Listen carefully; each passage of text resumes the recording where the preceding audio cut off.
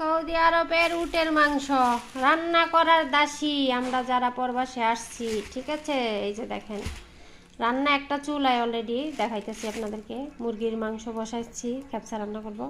আর এদিকে হচ্ছে এগুলো আনছে, স্যুপ বানাবো, শরবা বানাবো কিছুক্ষণ পরে। আমার হচ্ছে কফিলের ওয়াইফ হচ্ছে রোজা থাকে। সৌদি আরবের মানুষে রূপের পাগল না, পেটের পাগল, ঠিক আছে। পেট পাগল। আপনার রান্না শিখে পরবাসে আসতে হবে। যে বোনে পরবাসে আসার জন্য সিদ্ধান্ত নিয়েছেন, সর্বপ্রথমে সৌদি আরবের খ্যাপচা রান্না শিখতে হবে, ঠিক আছে।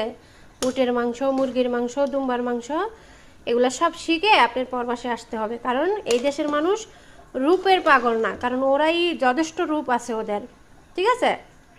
তো সেই জন্য বলবো রান্না বান্না শিখে আসবেন। যে সকল বোনেরা পরবাসে থেকে রান্না বান্না করে তাদের ভিডিওগুলো বেশি বেশি করে দেখবেন।